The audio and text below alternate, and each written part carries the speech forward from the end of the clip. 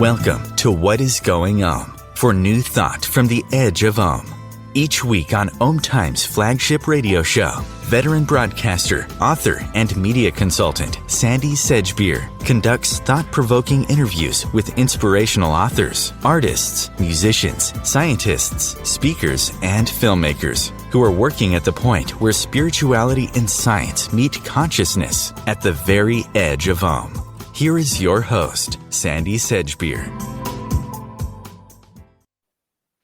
Hello. For thousands of years, people have trusted the plants growing in nearby hedges, woods, forests and jungles to relieve their aches, pains and ailments. Without the wise women, hedge witches, herbalists and physicians who recorded their practices, modern medicine and the pharmaceutical industry would not exist today. But with so many negative side effects emerging from many synthetic drugs, a huge shift is taking place, with more and more people turning back to natural organic substances, plants, herbs and fungi to alleviate their ailments and support their health and well-being. Davyd Farrell is a trained plant spirit healer, geomancer, crystal healer, Yew Mysteries initiate, and also he's the co-founder of the groundbreaking events Gateways of the Mind, Plant Consciousness and the Shamanic Lands, as well as the popular online TV platform wisdomhub.tv. Davyd Farrell joins me now to share some of his prodigious knowledge of quantum healing, earth energies, dowsing, magic and sacred plants, and tell us about some specific plants that can be especially useful to us right now. Davyd Farrell, welcome. Hi, Sandie. It's great to be back having a chat with you again after our recent show. You too. Can't get enough. I want to pick your brains. Welcome. So, tell us a little bit about, I know that you come from a Celtic background. Your ancestry is from Cornwall and Ireland, and your Celtic roots do form a very strong part of your healing and shamanic practices. But you're the son of an archaeologist, and you spent many hours exploring ancient settlements and stone circles on the moors, but you weren't particularly interested in plants, certainly not the magical healing side of plants, until much more recently. So tell us how that all came about for you. Yeah, thank you for that introduction, Sandie. So there's a couple of threads there which you've kind of brought in quite early. So one is my fascination with history and being out on the land and being brought up in a family that was of Cornish and Irish origins. And so particularly my dad's side of the family are actually Irish immigrants to Cornwall several hundred years ago, settling down in West Cornwall, an area called Penwith that really stretches from sort of St Ives, Penzance to Land's End. And down there are a lot of stone circles and burial tombs and all kinds of stuff. It's a really magical place. And because of the very liminal nature of Cornwall, because it's a peninsula surrounded by so much water, it's a land that's imbued with myths and tales of mermaids and giants and all kinds of wild and wicked spirits in some cases. But Penwith Moor is a really quite a magical place. And I moved to Cornwall as a teenager and spent a lot of time riding my bike out on the moors and visiting these wild, windswept, often very damp places. And as you said, my dad was an archaeologist. He was a marine archaeologist actually early in his life, and was very interested in the Norse traditions and Vikings and all of those kinds of things too. But as a child, we spent a lot of time out on these wet and wild moors, looking at stone circles and wondering what it was all about. So that was always something that I grew up with, in a household that had a very strong sense of its own Celtic identity, being very Cornish on my dad's side too. And my granddad was a patron of his hometown, really, of St Ives, which is where my dad's family had been for a long time. So that was on the one side. As it turns out, my mother actually is also a great gardener, and I did spend a fair amount of time in the garden as a child, mostly kicking a football up against the blackberry bushes and mostly annoying my parents. But I always loved being outside as a kid. I spent a lot of time, particularly when my brothers and sisters came along, and so there was a lot for my mum to deal with. I'd often take myself off as a child into the countryside, particularly in Devon, where I lived as a smaller child. And I just used to explore and find places that appealed to me energetically. And at the time, I didn't really understand why, but I look back now at some of the places that I went out, and I realised that they were often quite magical places. And as an empathic boy, I didn't really understand all of that, but now I look back and I'm just like, yeah, I always had this joy to find places in nature. And that sort of later evolved in my sort of 30s after meeting the very powerful plant ayahuasca and having this conversation about talking to plants. I suddenly remembered how much I love nature and how much I love being outside.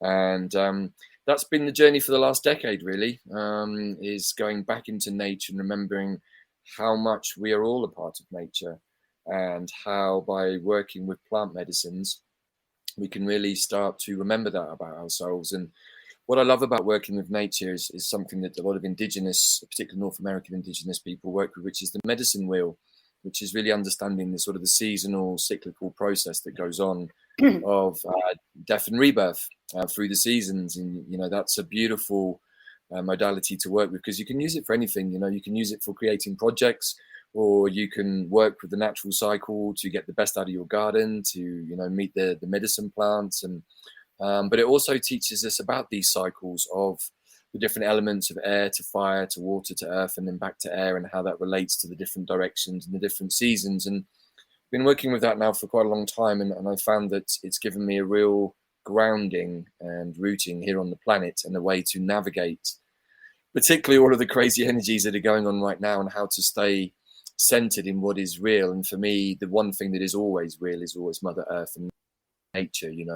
I can go outside and I think that the tree is there and that I'm touching it. At least I hope so. But what's going on that's so illusory in our world. I think it's really good to bring things back to ourselves and to remember where our feet are on the ground, and to root ourselves and ground ourselves and center ourselves. And I like to use the example of the Ents in the second Lord of the Rings movie, where they kind of brace themselves and they bring the dam down and the water flows and all of the horrible orcs and goblins get washed away, but the trees are standing strong because they're rooted. I think that's a very good image to have right now, and a way to deal with it. You were a politics graduate, and you say that it was your first encounter with ayahuasca that kind of changed things. What drew you to ayahuasca? Was it, just, I'm going to go and see what this is like? I mean, was it such a mind-blowing experience for you that it changed everything? That's a good question. Yes and no, actually.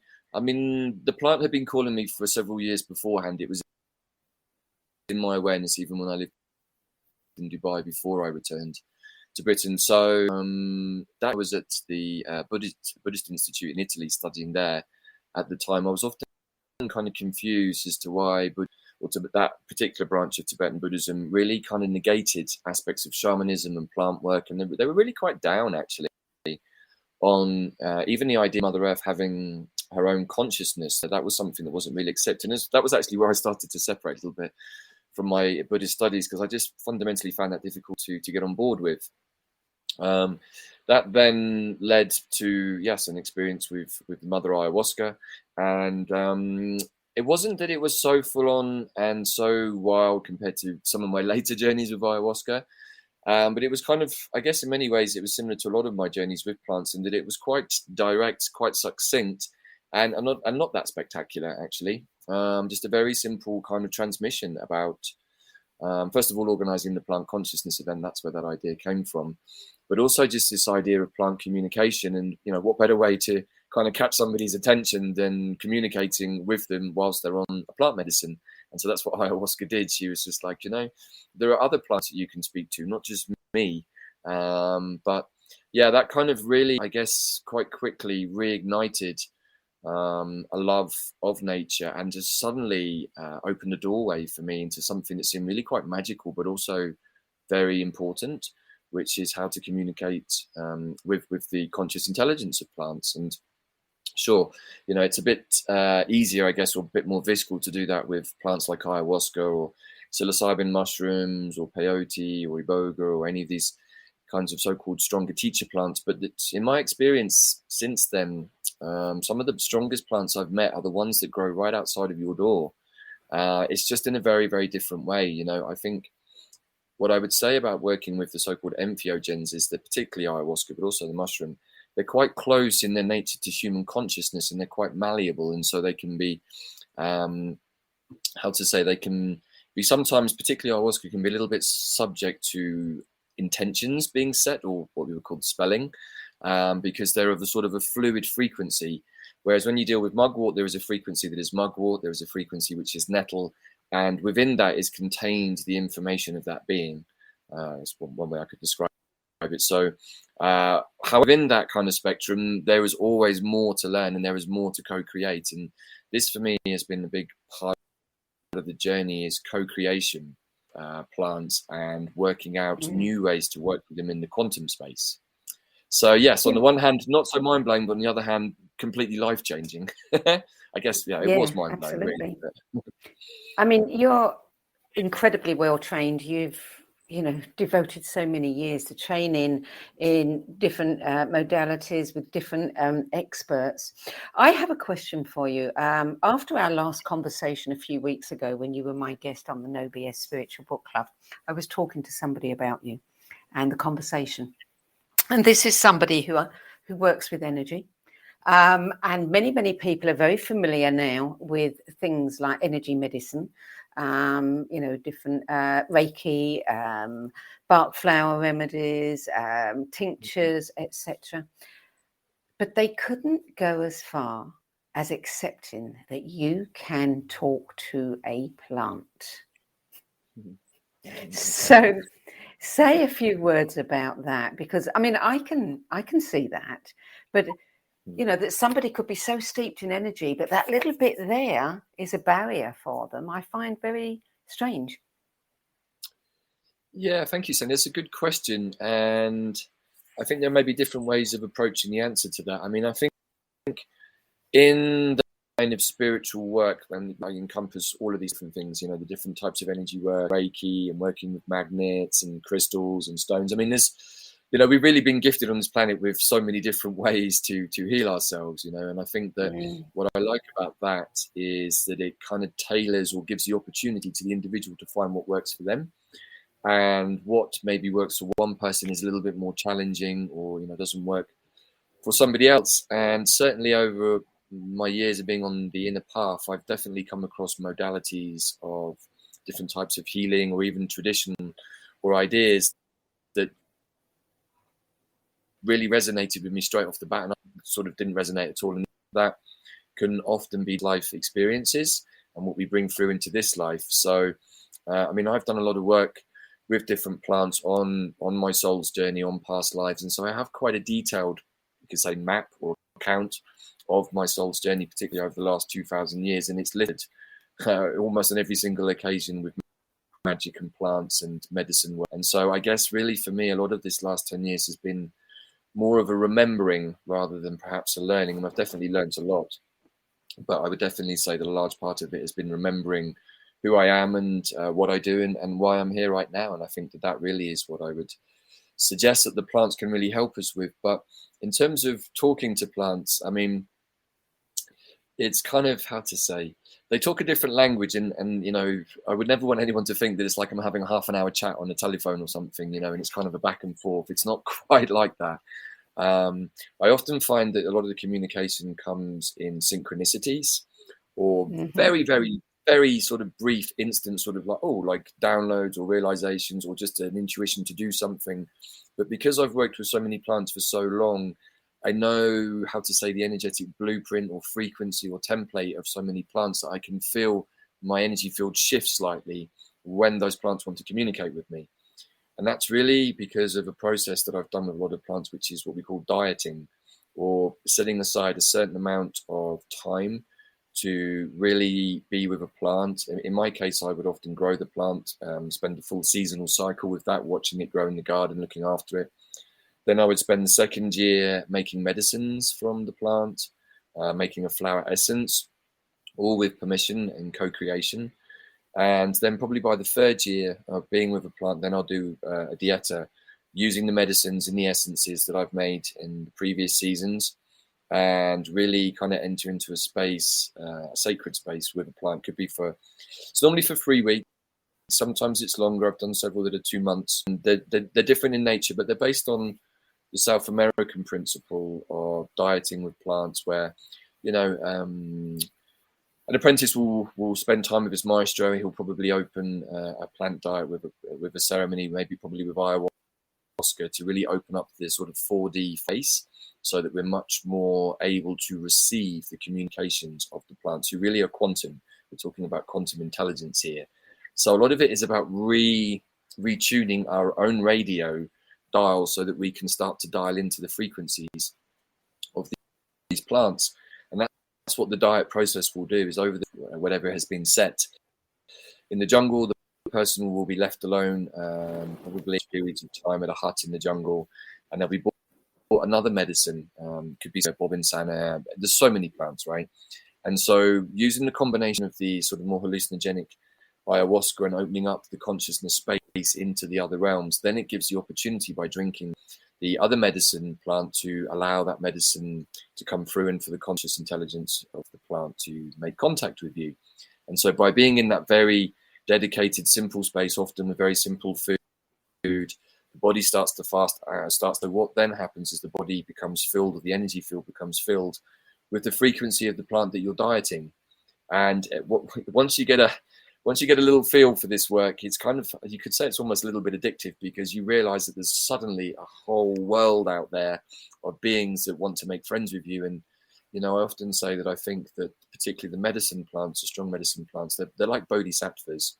They're ascended, realized beings who've come back to share their gifts of medicine and healing with us, and without even asking anything in return. Although it's always nice to give a gift when they're making medicines. So, yeah, this is, and by doing that, once we start to have our energy field filled with the frequency of another plant, we can start to really feel the differences between our own energy, and then maybe when we have dandelion in our field, how does dandelion feel? And there is a lot more, you know, to do with this. We do a lot of felt sensation work when we take students through this process, just to sit with the plant, yourself out, feel the energy, what's going on. And, you know, this is where being in the present moment, which is a real dandelion experience, but being in the present moment allows a sort of a gestalt to form in our end, and then we just kind of sink into a no mind space. And then what starts to arise is often messages, visions, pictures. And this is where we can start to learn about our own inner lexicon. You know, everybody has an inner, how to say, alphabet or vocabulary. And what's really amazing with plants is how they're able to adapt to every single one of us uniquely and individually. And they can work with our higher selves, and our higher selves, of course, are a part of us. And so then through that kind of combination, the language, personal communication with a plant can start to take place. And but that's also something that we can all do, work in groups. There is often a lot of commonalities, and that's why doing group plant diets can often be so powerful, and particularly when we do the sharing with people's experiences. Often we go, oh my God, I had the same experience as you over there. And someone's like, oh, so did I. And so then it kind of adds energy to the experience, and then it becomes something that, you know, becomes much more fixed in the individual's energy field. So it's a process. But what I love about it is that working with nature brings us into the present moment. It's interesting because, I mean, all those hedge witches and shamans and the people who've been using plants for millennia must have had some kind of intuitive hit that that particular plant was going to work for a particular ailment, and that's a conversation. Right. Yeah, in fact, that's often, there's lots of great stories that come out of the Amazon around how did they find ayahuasca, or the one that it's not a plant per se, but the Cambo medicine that a shaman from a tribe in the Amazons tribe were dying, and he didn't know what to do. None of his medicines were working. Ayahuasca, and the medicine told him to go to a particular tree and find a particular frog and do a whole series of things, and this would help his tribe. And so he did exactly that, went to the tree, found the frog, did the things, and his tribe got healed. So you know, this is the work of the medicine man in this way, is to be able to be in a clear enough space to listen, uncontaminated, unpolluted, to the voices or intelligences that are communicating. So yeah, it's, you know, I guess there's a bit of a chicken and egg situation, right? You know, how many plants did somebody have to consume before they got the right one? I kind of think that it's a little bit more intuitive than that, and that maybe our ancestors who learned these things perhaps had a clearer connection to their higher self, you know. So Yeah, yeah.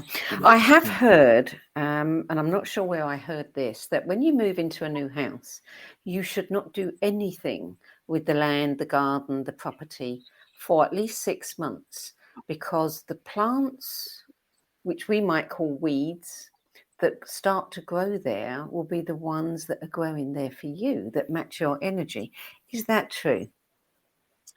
I would say so, yes. There's, quite some interesting things to say there. So moving into any new house, of course, also talking from the point of view of geomancy, it's good to do a cleansing on the house, remove any energies or imprints from the previous tenants.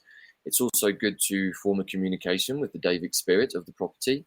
One of the things that often happen, particularly when people convert buildings from one usage to another, is that the Davyd spirit of the building isn't informed, and so you can have a Davyd spirit of a barn, let's say of a cow barn, and then it's converted into a house, and so the spirit and all of the energy around it is still working on the premise that it's a barn, and so it tailors its energy like that. So when humans move in, it kind of sets things off slightly, and so this is just something to be, to also factor in, but.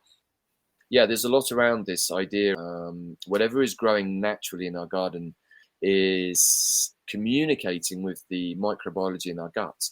And, there's a kind of an unspoken quantum relationship that is going on, particularly if you bring more conscious awareness into it. But whatever is growing in your garden is somewhat attenuated already to what your body needs. And there's also another idea as well, that if you get seeds and then you put some of your saliva on them and then you grow those, that plant will be absolutely tuned to your frequency. The plant, Sandie, I think is something that's going to be a big part of the new earth future. I've talked a lot about this before, and I've talked to the Ascended Master Zachariah about this, and he completely concurred. He said, yes, the future of healthcare is quantum plant intelligence being administered by the individual to themselves with the assistance of the plants. And I really think that we're on the edge of something hugely exciting. I think that it's clear to see now that a lot of the chemical-driven pharmaceuticals in our world are not really healing anybody, but actually making people quite sick. Yeah. And it's time to take back the responsibility to ourselves and say, I no longer give you the responsibility for my health because you've done a pretty god-awful job of it. And maybe I want to take it back to myself and start working with the natural energies, which is what, of course, our ancestors did. And I think with the shifting of the ages that we're going through, moving back now energetically into, or starting to open out, maybe saying it, into a new type of lighter energy that enables us to be more able to communicate with plants, but also to be in that higher quantum fire where we can have these beautiful communications with other plants. But I'm really excited about the future, to be honest, potential. Well, it's interesting to see how many things like Bach flower remedies, homeopathy, Hahnemann with his tissue salts, etc. All of these things have emerged over the last, 100 years, 150 years. And now there are so many different kinds of flower remedies that people are creating. And it's as if there's this complete, opening up of information and knowledge that's available to us that we weren't listening to before. I agree. And it's so easy to make these medicines ourselves, and many great hedge witches and teachers and so on. But in the end, I think to make a tincture is very easy, to make a flower essence is very easy, and really what it just requires you to be is present and to be in a place of love and respect and reciprocity with the plants. And so, sure, making flower, and if I think back to some of the earliest that I made, they weren't the best, because I would often test them. I would do a mushroom ceremony and test the energy of the plants. This is one of the ways that I learned to communicate actually with plants, was by holding sacred fungi ceremonies, opening up very similarly in the way that they use ayahuasca in South America. But I wanted to work with the native sacred medicines of our lands, in this case when I was still living in Britain, and particularly in Cymru in Wales, where a lot of this medicine grows, if you know where to look.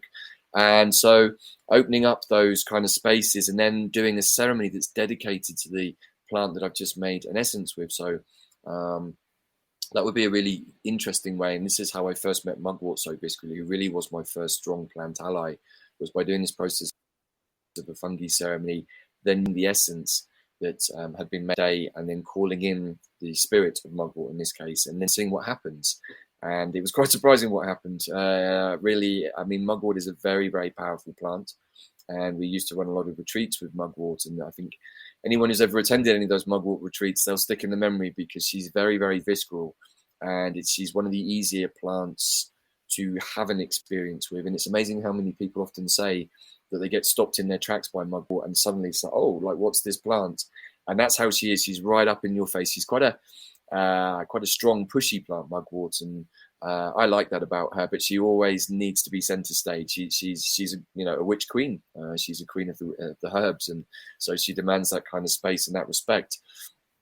But another reason why she's so good at this is because she's very good at pushing chi energy. She's used in moxibustion, and so moving energy around and being up in people's faces. That's kind of part of the Artemisia clan's imprint anyway. I'll probably talk about Wormwood a little bit too. She's another very, very in-your-face kind of plant. But plants that get your attention, and they want to get your attention for a reason, has your attention. She's not really going to let go of it. And, I've been nearly a decade.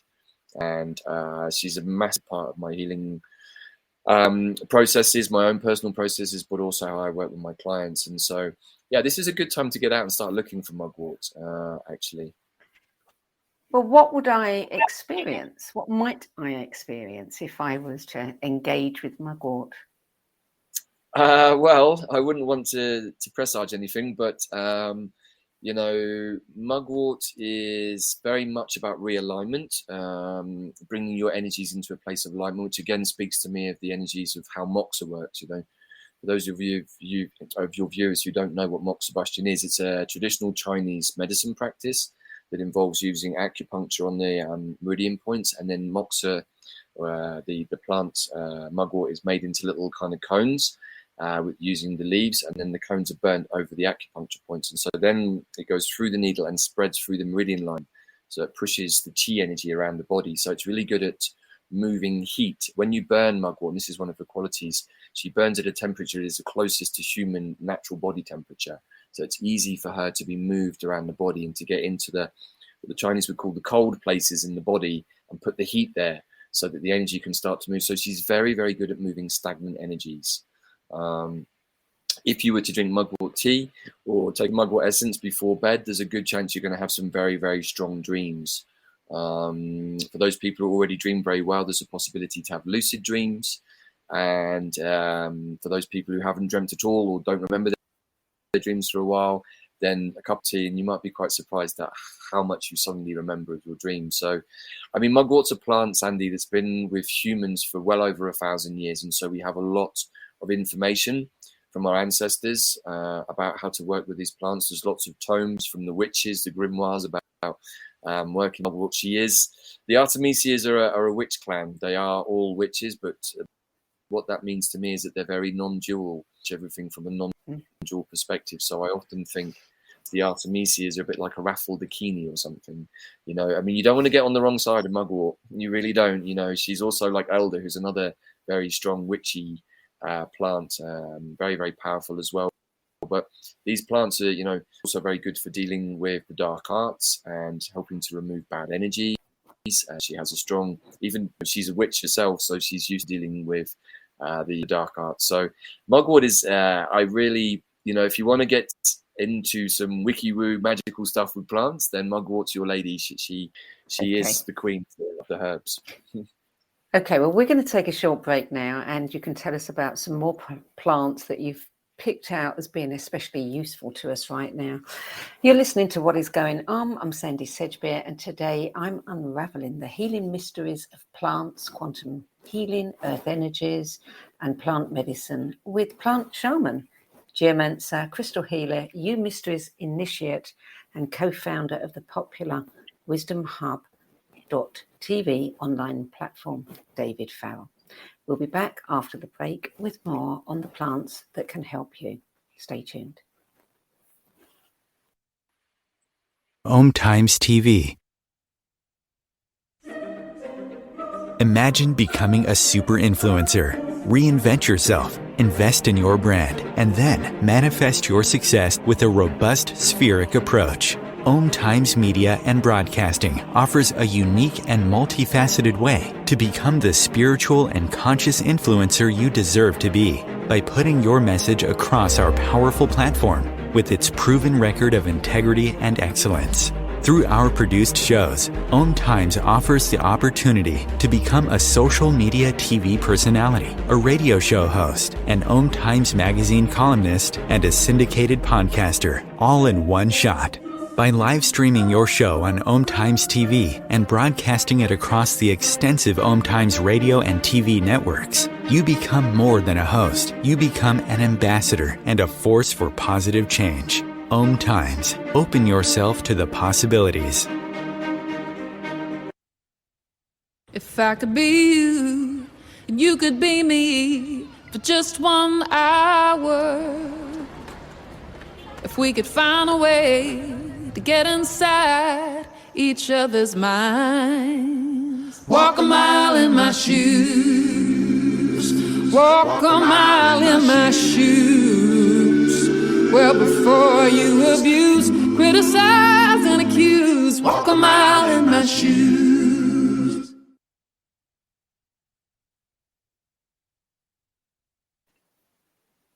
Welcome back.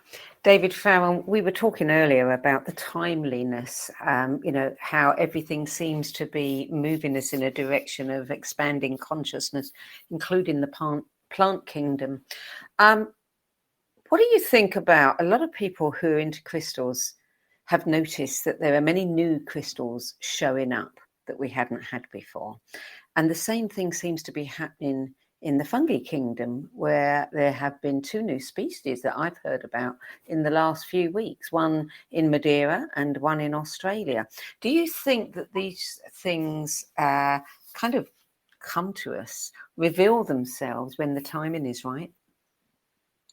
I do, absolutely, yes. And my main plant spirit teacher, Pam Montgomery, talked about this some years ago, and she also talked about the plants that would be stepping up at this time that had already communicated with her about their role in the future. And also she had students at that time who were communicating with plant spirits that hadn't even manifested yet into actual plants. So, again, this for me comes back to this idea of what are the plants? Are they bodhisattvas who are manifesting on the planet, gift of being able to bilocate, and be everywhere at once? I mean, Dandelion is probably covering the planet, right? So, what kind of being is able to manifest himself into 100 million forms all over the planet? So I think that we're going to discover maybe new plants, new fungi, new crystals, but I also think that we're probably going to expand on our understanding of herbalism from a three-dimensional perspective and how it can work in the body, but also by working much more strongly now with the conscious intelligence of plants. I think we're going to see a rapid expansion in our understanding of who or what we're actually communicating with, rather than just seeing them as these plants that grow outside of our door, actually start to see them as the manifestation of much more realized higher dimensional beings that we can communicate with. So I absolutely agree with that, Sandie, yes. And that's partly why I'm so excited, and heck, I don't know how many different types of plants and mushrooms there are in the world, but there must be a lot. So there's no chance of ever getting bored in this work. There's always more friends that you can make and more plants that you can diet with. And what I love about this work too is that it gives so much scope for individuals such as myself or my students or other people into this work to find the plants that resonate with them. And that for me is often one of the most exciting and interesting aspects of this, of seeing which plants reach out to certain people and communicate with them. I've had people come and talk to me about pineapple weed, reaching out to them. A young guy once at a talk at a festival came up and asked me whether that was a real thing and was he going mad? And I was like, no, that's really interesting. Pineapple weed, it's not one that I know, but it's part of the chamomile family. One of my students I often talk about had a very powerful connection with fleabane shortly after doing some of our work. And so, I think that's so exciting. There's so many different plants, to have a fleabane shaman, a pineapple weed shaman, a mugwort shaman, or whatever. It just speaks to me of how profoundly deep and broad the natural world actually is. And, of course, that's not even going into animal communication. A lot of indigenous tribes work with animal spirits, so there's so many different ways to make your inner journey colorful and think the tableau on which you want to take your soul on. And I think that at this time we're being offered this incredible opportunity to go inwards. A lot of the astrology that's going on at the moment is forcing us to go inwards, to disconnect from the things that are not serving us, and to start realizing that we are sovereign beings, and how we approach the world is on our terms, not on terms that are given to us. And I think that, plants like nettle, for example, nettle is a great boundary plant. If you look at nettle out in the wild, particularly in Wales, where we have a lot of hawthorn trees, you'll often see nettle growing in these kind of, I almost think they look like Roman legionary soldiers in rows, sort of almost like phalanxes surrounding, in this case, the fairy queen, the May Queen, which is a beautiful hawthorn tree. And, also nettle is a great plant for meditation. It brings you into a place of stillness, as the great ascended master in Tibetan Buddhist Milarepa. He spent 20 years in the cave drinking only nettle tea and had any profound experiences. And I used to meditate a lot with it, actually, in Italy when I was at the center, and found it to be a very calming plant, but also one that's very good at creating space for ourselves and creating strength on our boundaries, which I think is really important right now, so that we are in a place of listening to our own inner truth, our own inner narrative, and not accepting other people's, wherever they're coming from. So this is a great plant for these times. And oak, oak is, we have a tradition in Britain about the two kings, the oak, the king of summer, and holly, the king of winter. And they really are, when you meet the spirits of these trees, I mean, oak, I particularly know, holly I also know a bit too, but oak, I've worked with a lot. And when you meet that spirit, particularly on a medicine journey like Ayahuasca oak, you realize that you are dealing with an incredibly powerful being who is a king. And he exhibits the qualities of a king. Not only does he hold his space so beautifully, with his branches reaching up to the high heavens and his root into the earth, and his trunk solidly in this, what we call the middle world, the world of humans and animals. But he holds that space so beautifully that he can also encompass many other beings in his space too. He doesn't ask anything, but sometimes you see other trees growing out of oak trees, and you see so many animals and insects. Then you realize that within the boundaries of an oak is a perfect kingdom of beings all living probably happily and harmoniously together. But they've got the oak tree as their central kind of home, I guess. And I think that that's really beautiful. And that, to me, a quality that our ancestors in the old king list would talk about, which is true king doesn't take, but he takes it because of what he can hold, and he doesn't ask of anything. He just holds himself and gives. And I think that that's a really beautiful part of the oak tree too. So these are two trees. Trees and plants to work with right now. So this is how plants can really help us navigate some of these more choppy energies, Sandie. Yeah, I've worked with bark flower remedies for about 30 years, and I always like to test things. I use them on my dog because everybody said, oh, it's mind over matter. Obvious thing to say. But if they work on a dog, and they work, then it's not mind over matter. And my dog's behavior changed amazingly after I started giving him flower remedies in his water. So I know the value of this. Tell me about some of the other plants that are especially beneficial to us right now. Well, yeah, I mean, I think it's really interesting what you just said there about animals too, is that because animals don't have the same sort of mental gymnastics going on that maybe humans do. A dog is a dog and a horse is a horse, and they're pretty sure they're a horse and they're pretty sure they're a dog, and they operate like that. And humans, we're not sure what we are, I think, half the time. So we're a bit confused. But when we use essences on animals, we can see horses are a great animal to work on with essences, actually. They really show very rapid responses because they're just receiving, I guess you could say, the information or the frequency of the essence, and the plant is able to go to work in the field then of the animal. So yeah, this is a really excellent way of understanding how what some people might consider woo-woo medicine actually really does have a powerful effect if we get our minds out of the way. So Yeah, there are a lot of plants I work with right now. I just already alluded to a couple. Another one that you will hear me talking about a fair amount is wormwood, Artemisia absinthium. Very kind of cosmic, a cousin, I would guess, of mugwort. Mugwort is very grounded and rooted in this realm. Wormwood, on the other hand, is actually quite off-planet. What I think is fascinating right now is that wormwood is actually mentioned in the Book of Revelations. When the third angel blows their trumpet, a star appears in the sky, and the star's name is Wormwood. And wormwood makes the water turn bitter. So it's interesting if you're into, let's just say, the more prophetic end of what is happening in these ages, then it's interesting to understand. And the plant is actually named in the Bible. So I find that fascinating. But knowing what I know about wormwood and her anti-parasitical qualities, I think that there's something very profound in that is certainly, I think, going to expand over the coming weeks and months. I've not actually verified this myself, but I have heard from a number of people that the medicine ivermectin is actually based in its origin on wormwood, because it's the most anti-parasitical plant. Another member of that family is Artemisia annua, which is sweet wormwood, which has just recently been in the news because of a certain global, entrepreneur who likes to grow medicines and then take them into the laboratory and synthesize them and make products out of them, has realized that Artemisia annua has the highest anti-malaria properties. I actually dieted before I went to Ecuador, did a 3-week parasite cleanse, and as a consequence didn't get any parasites, didn't have to have a malarial jab, and came back from the Amazon, probably one of the first ever white people to do so, I guess, without any parasites. A friend of ours went to Africa to do her Bwiti initiation and took the same medicine. All of her crew that she was with all got hospitalized. She was the only one that didn't, and she didn't take any tablets either. So this is, these are strong plants, but they're very, very highly parasitic.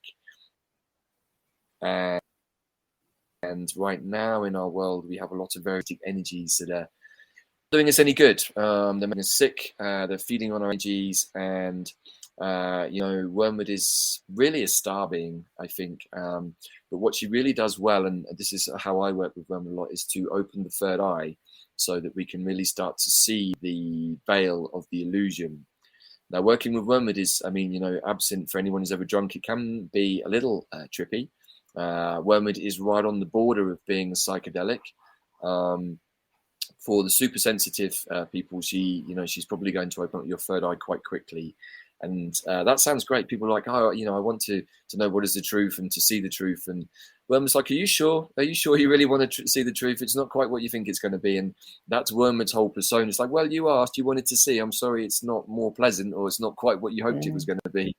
But, if you are an individual who wants to see what is really going on in our world right now, wormwood is the truth seeker. She is the plant that just opens the veil and allows you to see the truth. And once you know the truth, your life is never the same again. And, for everybody that could be different, but there is an individual truth, I think, within a collective truth. And so wormwood has these two great qualities of being very anti-parasitic. And when you do a parasite wormwood, I particularly recommend Dr. Hilda Clark protocol. But also what it does is it fills your field with this kind of, this anti-parasitic energy. It's a bit like being fumigated. I once did a mushroom ceremony whilst I was doing parasite cleanse, and it was an interesting experience. It's not one that I would repeat, but I definitely got to see what it's like to be fumigated. And I was like, what on earth's going on here? And she's like, you wanted to do the parasite cleanse, you wanted to do the ceremony, now you know. It's like, okay, fair enough. But what I also learned was that kind of post cleanse, our field is kind of filled with that energy for about 4 to 6 months, and that actually prevents a lot of unhelpful energies or parasitic beings from coming into our field, because they'll die. Wormwood is actually a killer. Much as I love her and she's one of my favorite plant allies, she kills things. She kills parasites. So that's a good thing. Sometimes we need to release these energies out. So St. John's Wort. St. John's Wort is something that helps people with anxiety and depression, isn't it?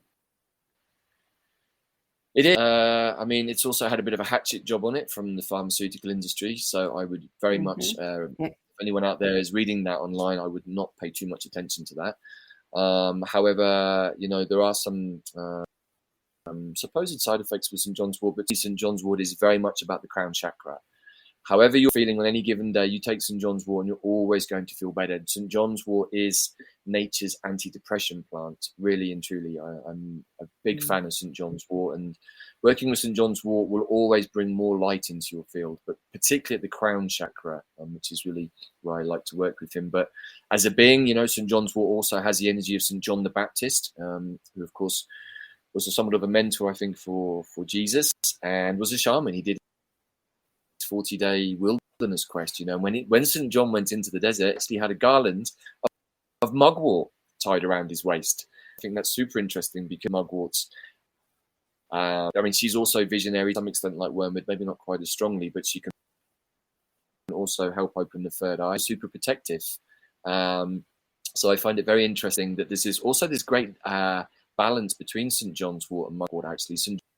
John's wort is very solar, very yang. Mugwort is much more lunar, much more feminine, much more yin. And so they're two really beautiful plants to work in tandem with, actually. And for anyone out there who's wanting to work a bit more with the magical end of the plants. It's interesting that you said St. John's wort is more solar, because one of the warnings about St. John's wort is it can cause photosensitivity. Mm-hmm.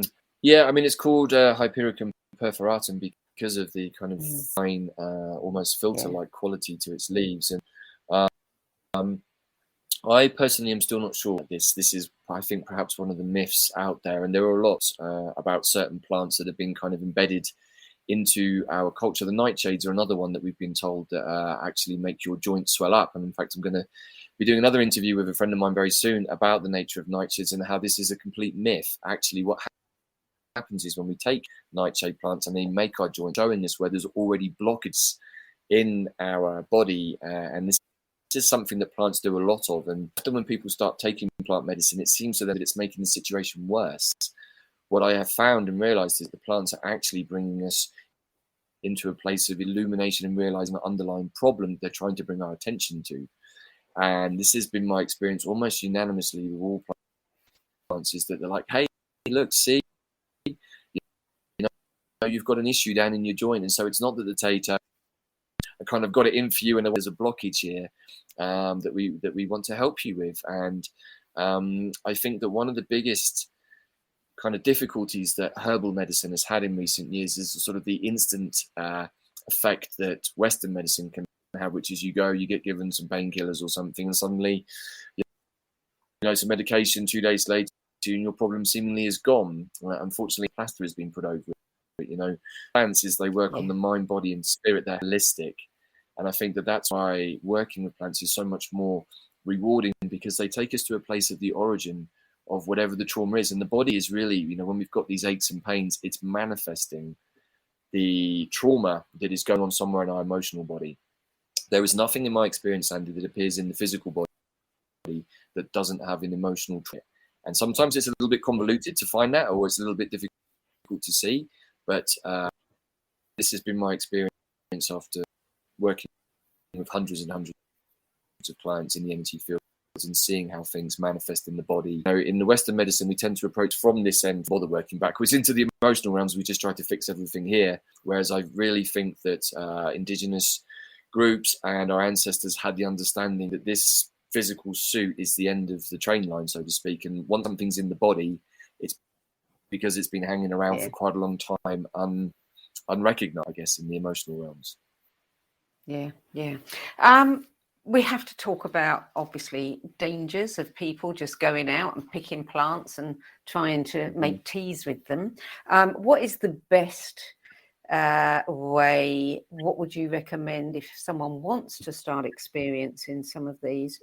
Should they go straight to already made tinctures or remedies or, essences? Look, I'm a big believer, Sandie, in encouraging people to empower themselves. And I love sharing this work, and I love seeing people make their own medicines and go on their own journeys. But that maybe requires more time than some people have. And, there are two sides to this. I think there is the healing side, that if you just want plants to heal, but don't necessarily have the same impetus to communicate with plants, then go out and buy tinctures, find good organic biodynamic brands. I can particularly recommend Willeder and Vogel. I think that they're both great biodynamic plants, tinctures and tablets you can buy. But I still recommend, start with plants, start with nettle, start with dandelion. It's difficult to mix those plants up for anything. I'm the best person to talk about getting poisoned by plants. I've done it plenty to myself. But that's just my persona. I do follow the poison plant path to some extent, and so I've experimented on myself, but always with the trust that the plants weren't going to kill me. Now that's just me, and that's not something I'd want to put on a label anywhere for anything. But dandelion is a great plant. I've talked about recently. He's really a plant for right now. He's a master of time, present moment. He's also a master geneticist, but he's also super easy to find. You can pretty much find dandelion anywhere, and this is a great time to get out now and pick dandelion. Try not to pick dandelion next to a busy road or somewhere that the local dogs like to go to the toilet or whatever. You want your plant to be nice. You want to find it from go for a walk in a park or into nature and field, and just find a dandelion plant that feels like it wants to make medicine with you, and sit for a moment and collect the leaves and all of that, and then make a tincture with it and allow it to be something that that's you and the medicine coming together. And I think that that's so much more rewarding. Easy to go out and pick the tops off. We've also got cleavers, sticky willy, as it's sometimes known. That's super easy. Collect that late afternoon, and then put it in a nice crystal vase with some cold mineral water. Leave it overnight, and then the following morning you've got a cold press cleavers water. Really, really good to clean the lymphatics, which I think is something that's also really important at this time of year. And then we've got plants like ramsons, of course, wild garlic, that grow certainly abundantly in lots of gorges and kind of slightly shady places in Wales, but it's not difficult to find because of the smell. One of the nice things that we used to do was to collect the unopened flower bulbs of wild garlic and pickle them. They're a little bit like a pickled garlic onion or something. So, but that's also very, very good for purifying the blood. So these are just, what we call the 4 spring cleansing tonic plants. Easy to find. It's not, the smell and the taste of it is pretty distinctive. So my suggestion to people, Sandie and Paul, don't go looking to, make your first tincture maybe with mandrake or something a little bit far out like that. Just go for something simple.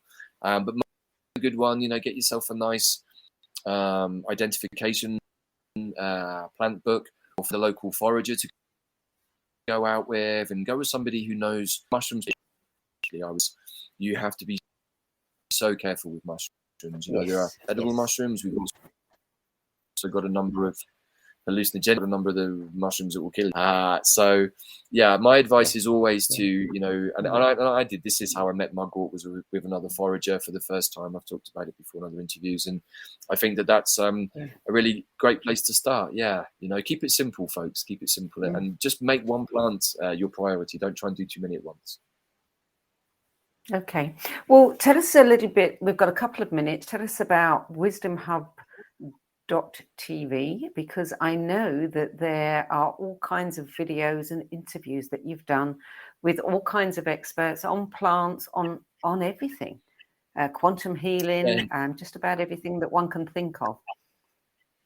Thank you. Yes, the Wisdom Hub is really a channel that was set up by a group of us some years ago to promote the ideas of all the things I've talked about, but particularly indigenous wisdom, plant medicine, intelligence, also now including more to do with astrology. I've come to realize that the astrology with plant medicine is really a way to navigate our own personal and collective futures.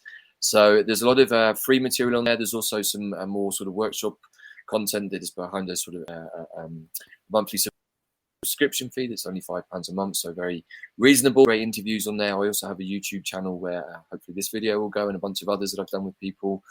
You can find me by just looking for Davyd Farrell. So, and if you're interested in essences, then there's also the Plant Consciousness Apothecary range, which you can find on plantconsciousness.com. But if you're into plants and earth energies, then Wisdom Hub TV has a lot of interesting content. Okay, before we close, just very, very quickly, what is your favourite plant of all?